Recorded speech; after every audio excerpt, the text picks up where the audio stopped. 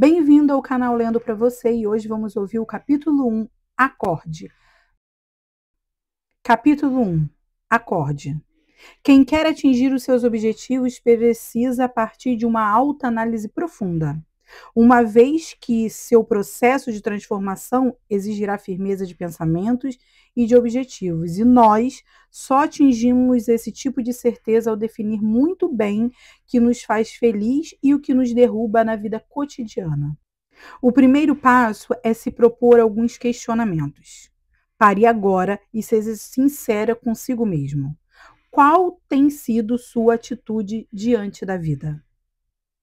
Como você tem se colocado diante da família, das pessoas, dos desafios, das oportunidades? Como as pessoas que mais lhe conhecem definem sua atitude diante da vida? Sinceramente, como você se coloca no mundo com autonomia e ação ou de forma passiva e acovardada? Aceitando os desafios ou se escondendo deles? Topando a parada ou buscando uma desculpa para não ir adiante? Sinceramente, como você se vê na questão de atitude e autonomia diante da vida? Observe-se ao longo da semana ou do mês que passou e dessa forma responda com toda sinceridade. Você já foi para a academia e assumiu o comando da sua saúde ou deixou mais uma vez para recomeçar na segunda-feira ou no mês que vem? Quando você olha para a forma do seu corpo, sente prazer e orgulho, vergonha e tristeza ou finge que não está nem aí? Você tem sido referência na empresa em que trabalha, gerando grandes resultados, desempenho tremendo e dessa maneira conduzindo sua carreira e seu sucesso profissional? Ou você é mais um que preenche uma vaga de emprego e reclama do chefe e da empresa? Você continua estudando e aprendendo como um jovem aprendiz, sedento por uma informação e saberes, ou acredita que já aprendeu tudo o que precisava para ter o melhor da vida e mal lê um livro por ano, deixando seu destino à deriva? Em casa, você é um pai ou uma mãe presente, que dedica tempo de qualidade a seus filhos e conduz sua família a uma vida abundante? Ou você senta no chão com eles, brinca e gargalha?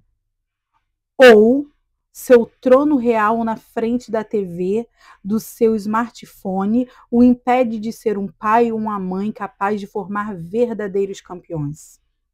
Com base nessas perguntas, assinale como você sinceramente se percebe hoje no contexto de autonomia de ser, fazer e ter o melhor.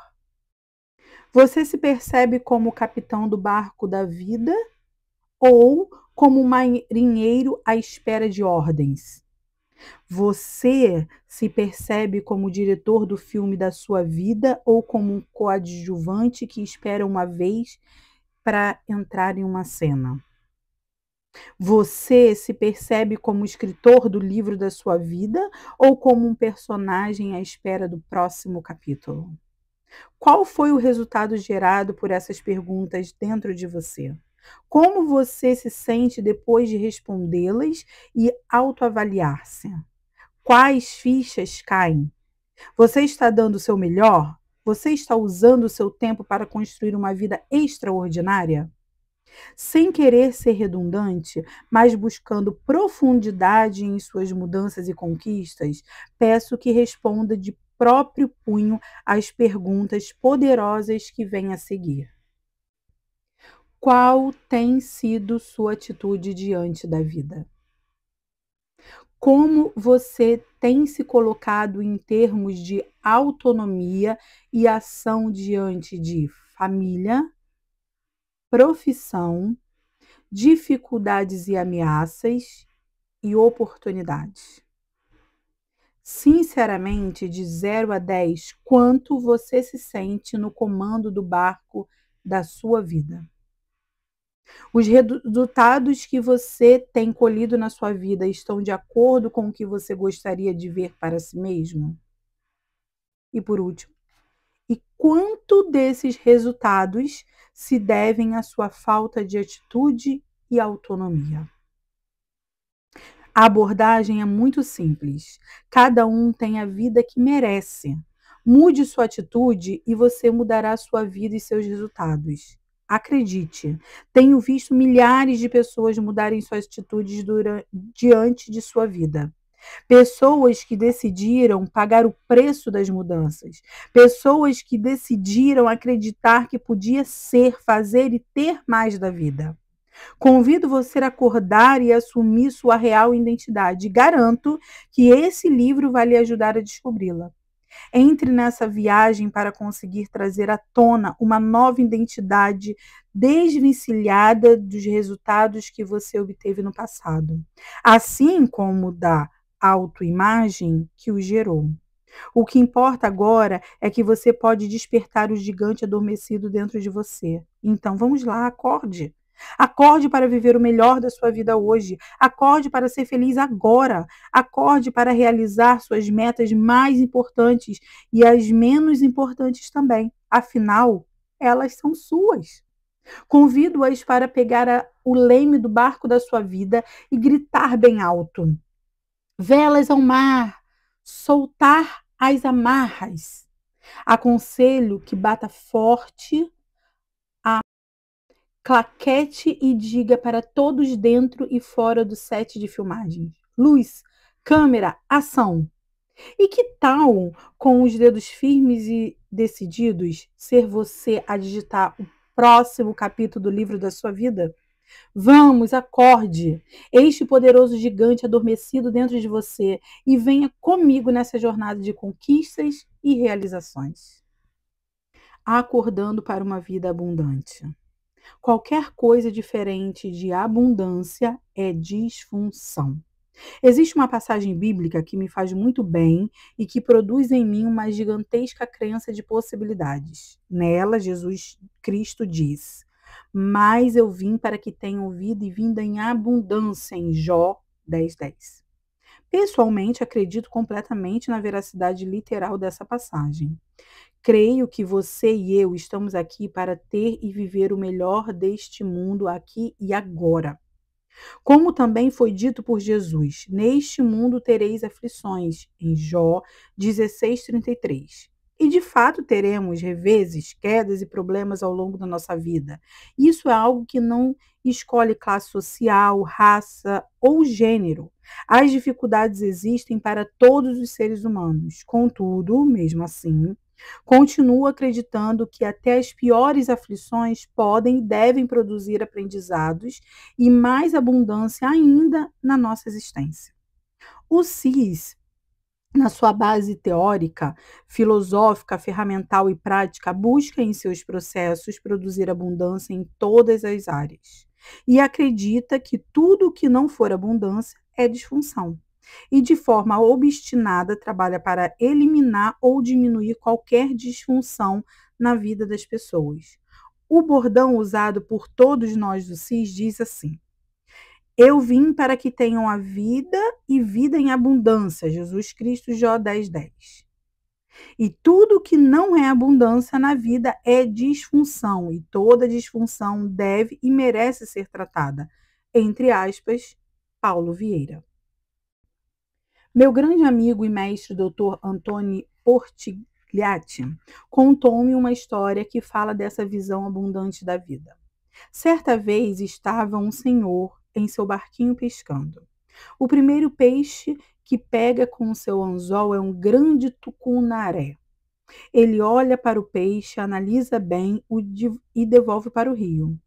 Logo em seguida, ele pega um grande tambaqui, com mais de 10 quilos. Novamente, ele olha bem para o peixe, mede o tamanho dele e devolve para o rio. O terceiro peixe que ele captura é uma pequena tilápia. Ele olha para ela com uma cara de satisfação, analisa e põe no cesto dentro do barco. E novamente volta à pesca e logo pega outro peixe grande e devolve para o rio. E mais uma vez ele pega um peixe pequeno e coloca no cesto dentro do barco. Vendo aquilo e não entendendo nada, o outro pescador se aproxima e pergunta ao senhor: ô amigo, não estou entendendo nada. Quando o colega pega um peixe grande, devolve para o rio. E quando pega um pequeno, põe no cesto e leva para casa. Não era para ser o contrário? Ao que o pescador responde: Sabe o que é?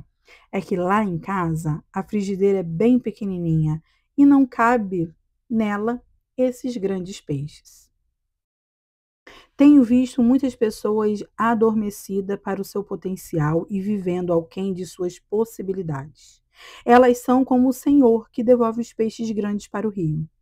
Que tal aumentar o tamanho da sua frigideira e querer mais de si e da sua vida? Que tal ir ao mercado agora e comprar uma frigideira bem maior e pescar os mais saborosos peixes do rio? Tenha claro para você o que é abundância. Ter pouco dinheiro é abundância? Não ter dinheiro no final do mês para poupar, para investir ou para ajudar o próximo é abundância? Certamente não. Essas situações são algo que chamamos de disfunção. Abundância não é ter um corpo nem bonito nem feio, por exemplo. Abundância é ter um corpo saudável e forte, independentemente da idade.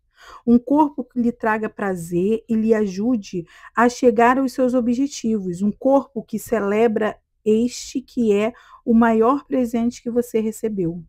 Pessoas com uma frigideira financeira pequena acreditam que pagar as contas, mesmo que não sobre nenhum dinheiro, já é uma vitória. Vitória, na verdade, é pagar as contas e ainda ter dinheiro para ajudar o próximo. Isso sim é abundância. Como é cômodo e egoísta ter dinheiro para pagar suas contas quando você poderia ajudar tantas pessoas ao seu redor. Preciso dizer isso a você, leitor, com firmeza.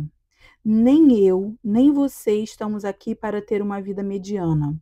Você pode ler essas palavras e pensar: ah, mas eu não tenho problemas em casa. Não é sobre problemas que estamos falando, mas sobre a necessidade de existir amor, afeto, proximidade e respeito abundantes.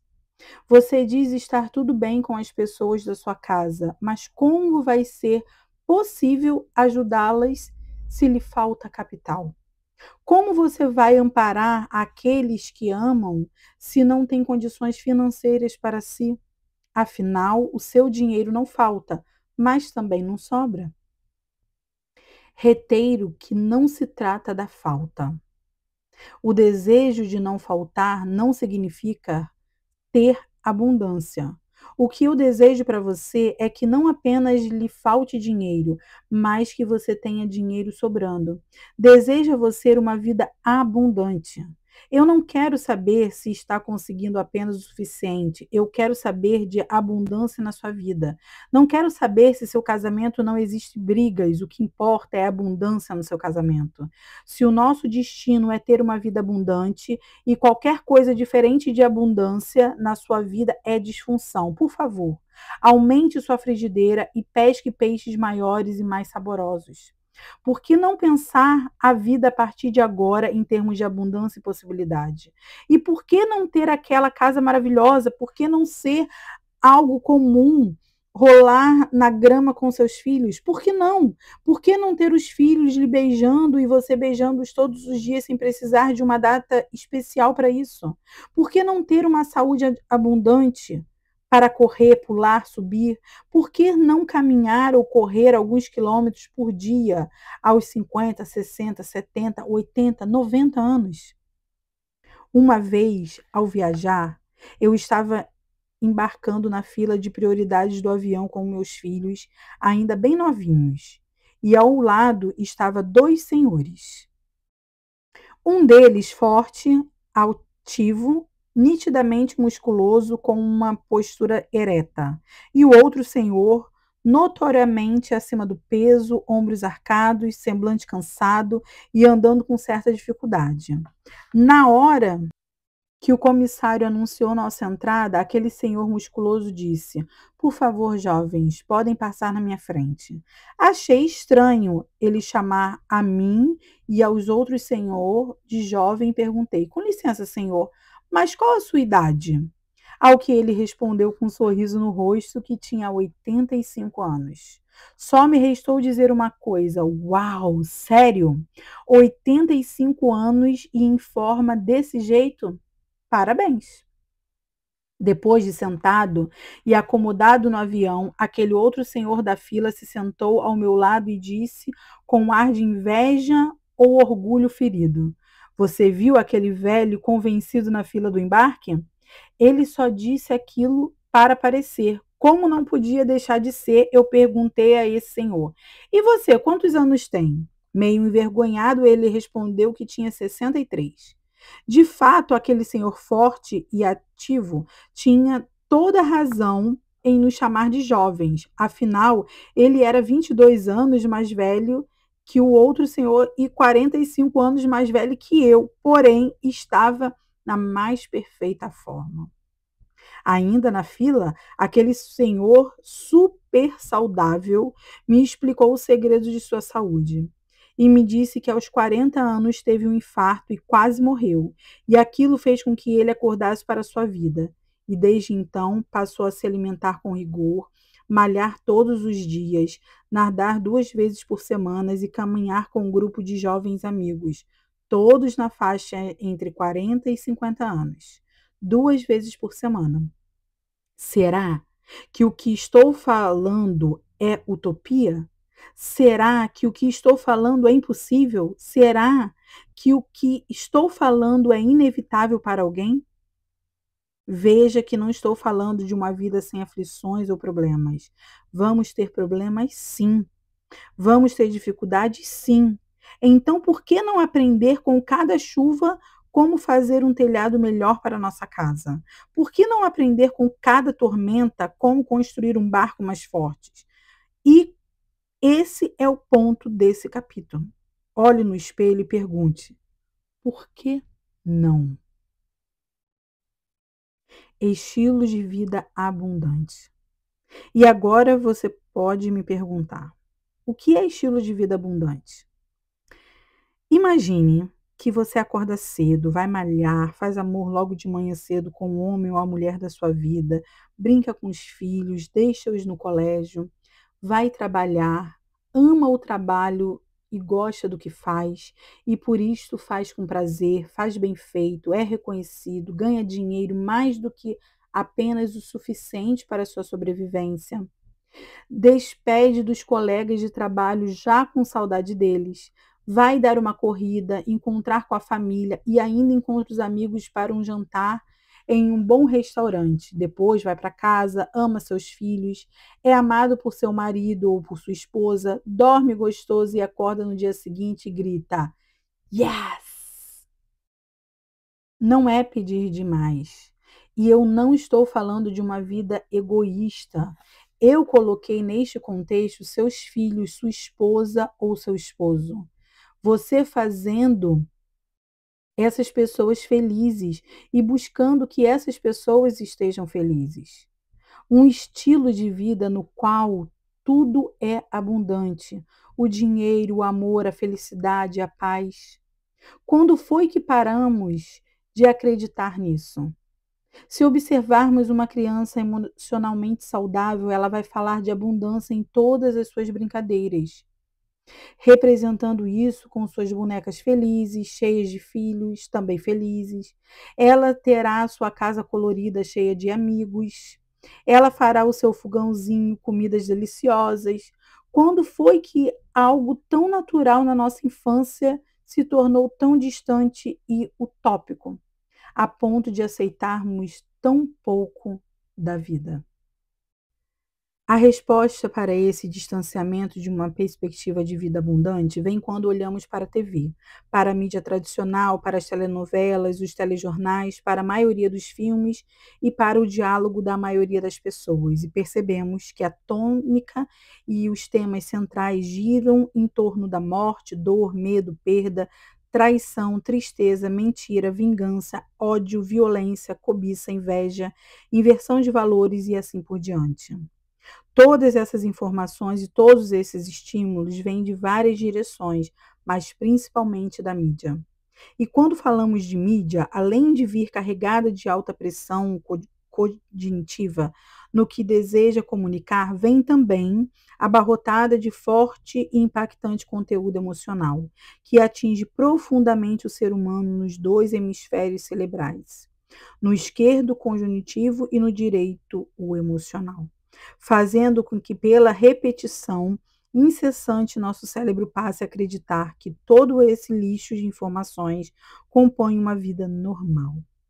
E assim vamos nos anestesiando com tantas informações ruins e vamos recebendo todo esse material cada vez com menos críticas, menos questionamentos e mais normalidade. Resumindo, nosso cérebro, que não resiste a estímulos repetitivos sem que haja mudança nele, passa a acreditar que tudo isso é fato, é real, aceitável e, por fim, normal. Lembro de uma matéria publicada sobre uma foto tirada na Praia Vermelha, no Rio de Janeiro, onde um casal de turistas fazia uma selfie com um pão de açúcar ao fundo e um cadáver afogado estirado ao lado deles. O incrível era a normalidade com que eles passavam ao lado do cadáver para não perder o melhor ângulo da paisagem. De forma muito clara para aquele casal, a morte se tornou algo normal, para não dizer banal. Um ser humano afogado, uma vida encerrada precocemente, uma família sem um integrante, uma mãe sem filho e provavelmente filhos sem pai. E mesmo assim, nenhuma estranheza naquele choque, uma vida vista de forma banal e sem importância. São tantas reportagens de assassinatos, sequestros, mortes, violência, catástrofes, guerra, que tudo isso vai se tornando comum. Tão comum que inconscientemente vamos dando um status de normal para todas essas informações que não param de chegar. E a mesma coisa que vemos com relação à pobreza no Brasil, que de tão comum se tornou normal. Ônibus e trens lotados carregando pessoas amontoadas, entulhadas e imprensadas umas sobre as outras, e isso também é completamente normal no Brasil nos dias de hoje. Não conto com tão, não conto com quantas pessoas conversei e tentei mostrar que nada disso é normal. Não consigo contar quantas vezes eu disse: acorda, eu, você e o Brasil merecemos mais do que isso. Eu vou deixar por sua conta identificar outro tanto de valores e conceitos que a mídia tradicional tem nos empurrado goela abaixo como normais. E mais uma vez, as pessoas expostas a esses estímulos passam a viver bem aquém de suas possibilidades, de seus potenciais, como que adormecidas por um anestésico superpotente chamado mediocridade. Por que tantas aceitações? Por que tanta banalidade com coisas tão importantes? Para fechar a explicação, a neurociência mostra que o nosso cérebro acaba por aceitar e até mesmo procurar um padrão que mais se repete. Quando a nossa mente, buscando segurança e subsistência, compara a nossa vida a telejornais, telenovelas, noticiários, filmes e a tudo que as cerca, nossa mente passa a acreditar que a média dos acontecimentos que de antemão foram tão corriqueiramente apresentados são de fatos normais, aceitáveis e até desejáveis.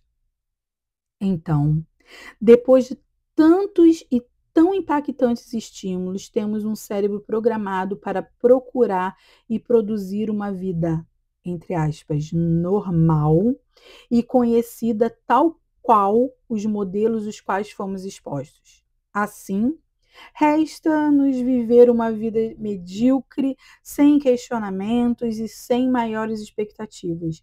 Uma vida abaixo das nossas reais possibilidades e potenciais. Diferenciando o que é normal do que é comum.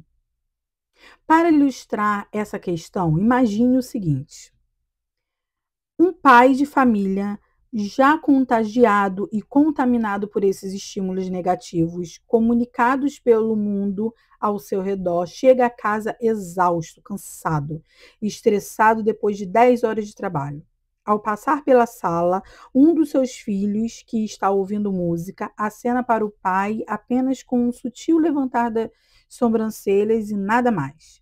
Na mesma hora, uma voz interna, chamada voz da consciência, questiona esse pai que acabara de chegar à casa dizendo: é assim que o seu filho recebe você em sua casa depois de um dia inteiro de trabalho? E o pai imediatamente responde à voz com um tom de gozação: jovens, jovens, jovens, são assim mesmo. Vivem cada um no próprio mundo. Isso é normal.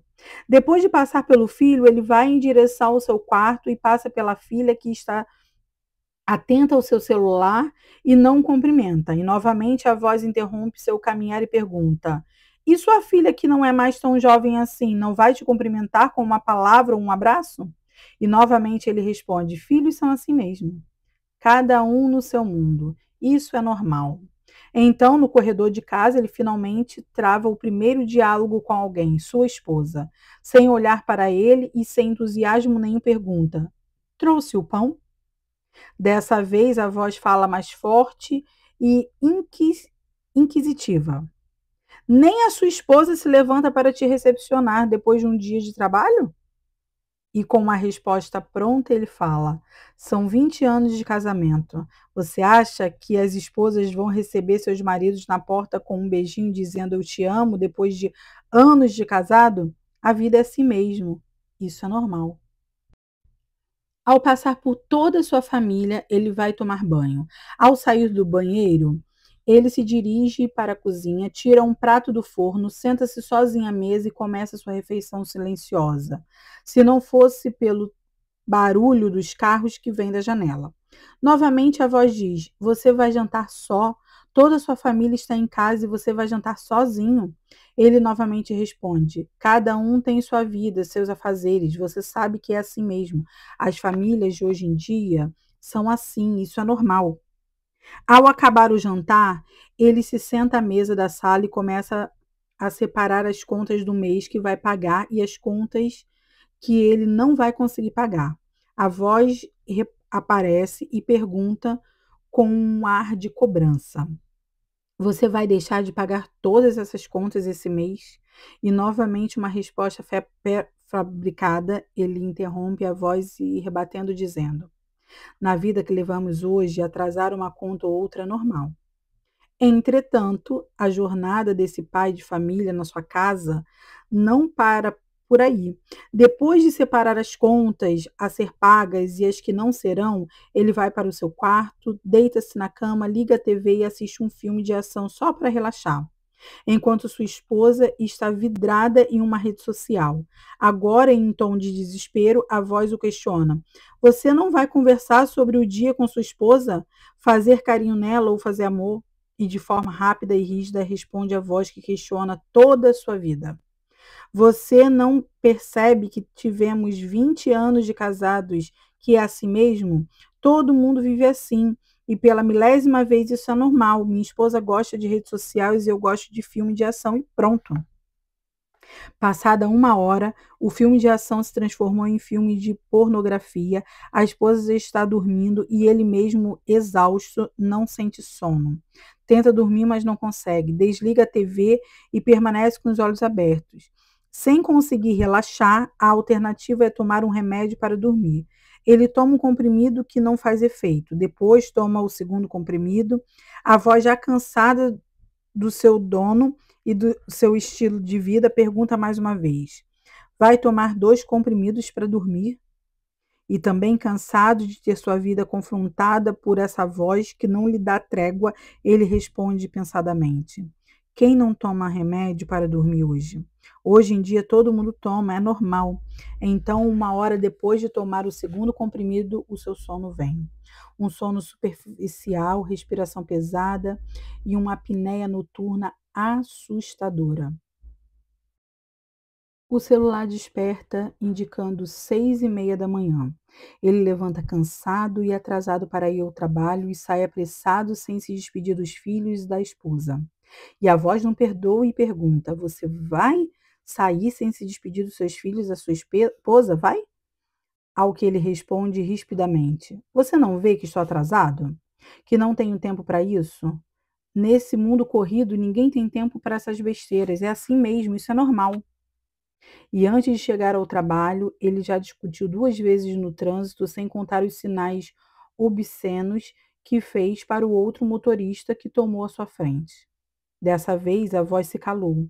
Não perguntou nem questionou, apenas deixou ele seguir seu caminho de todos os dias. A voz da consciência se calou, foi vencida, e no lugar dela surge uma voz que faz piada com a própria desgraça, uma voz negativa, irônica e justificadora. Ao chegar ao seu trabalho estressado e zangado, ele parou à porta, suspirou, respirou fundo e de cabeça baixa entrou. Entrou sem falar com ninguém, sem olhar para ninguém, sem cumprimentar seus colegas e foi direto para sua sala. Afinal, ele ia passar as próximas 10 horas fazendo o que não queria fazer, com pessoas que não gostaria de estar e recebendo bem menos do que se achava merecedor. E antes que a voz da consciência o trouxesse para sua dura realidade, numa tentativa de acordá-lo para boas possibilidades da vida, veio uma voz pessimista e negativa do senso comum. E de forma irônica e assustadora, a voz disso: Isso é normal. Quem é que gosta do seu trabalho? A vida é assim mesmo. Tem que aguentar essa droga de trabalho chato enquanto não aparece nada melhor. Família para sustentar e as contas para pagar, isso é normal. Agora era uma voz negativa, pessimista que falava, e tudo o que ele fazia era dizer que aquilo tudo era normal. Ao final do expediente, no começo da noite, esse homem entra em seu carro, pega os mesmos engarrafamentos e chega à sua casa. Ali, parado diante da porta, olha para baixo, respira fundo e entra. E como quem assiste o mesmo DVD, o filme se repete mais uma vez. Mais um dia que aquele homem vive a própria e triste rotina. Um homem que, na verdade, não está vivendo e sim sobrevivendo à própria vida, agindo muito mais como um coadjuvante do que como o autor da sua história, da sua vida. E por isso, aceitando qualquer papel disponível. Você conhece alguém que, de maneira ou outra, tem a vida parecida com o do personagem acima? Você conhece alguém que vive uma vida precária ou limitada e talvez nem se dê conta disso? Você conhece alguém cuja voz da consciência fala, grita, adverte, aconselha, implora por mudanças e até o ponto de se calar? Uma coisa é certa e posso lhe garantir: nada disso é normal. Nós não podemos confundir o que é normal com o que é comum. Falar que a esposa friamente pode ser comum, mas não é normal. Tomar remédio para dormir pode ser comum, mas não é normal. Não haver diálogo em casa pode ser comum em muitos lares, mas de jeito nenhum é normal. Estar acima do peso é comum, mas não é normal. As pessoas estão confundindo e transformando o que é comum em normal. Não se deixe levar pelo mundo ao seu redor e o que ele comunica. Não acredite que limitações são normais. Não acredite que solidão é normal. Não acredite que tristeza é normal. Tudo isso pode ser comum e corriqueiro na vida de muitas pessoas que permitem, por ação ou omissão, contaminar-se e cair na zona do conforto dessa pseudonormalidade. No entanto, para você que está lendo esse livro, nada disso é normal. E lembre-se, mas eu vim para que tenha a vida e vida em abundância.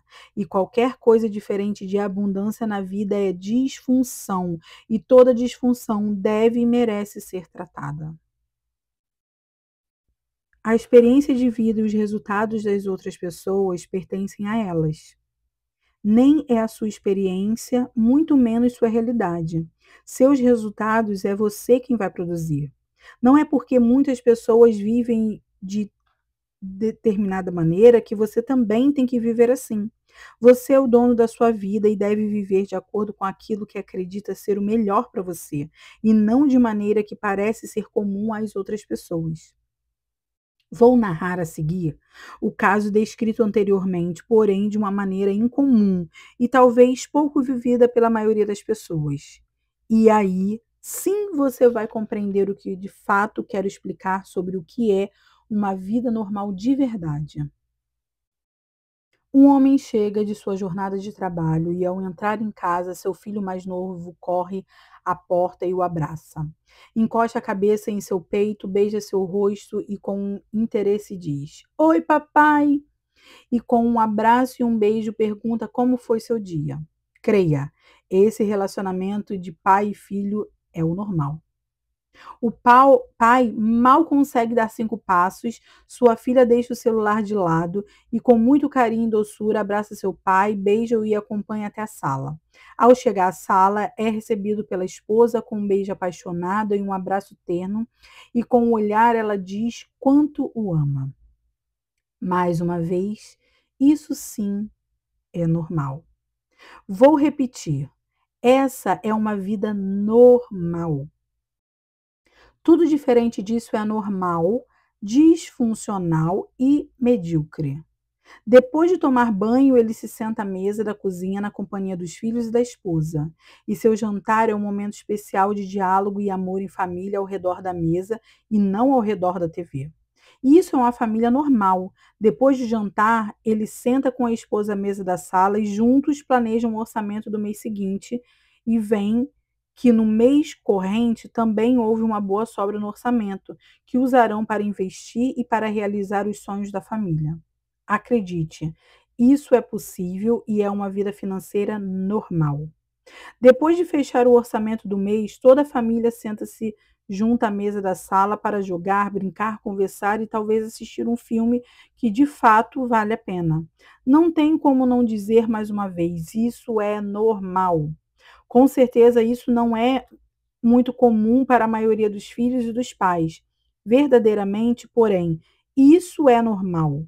Como já disse, qualquer coisa menos que isso é anormal, disfuncional e medíocre. Após o momento em família, é chegada a hora de dormir.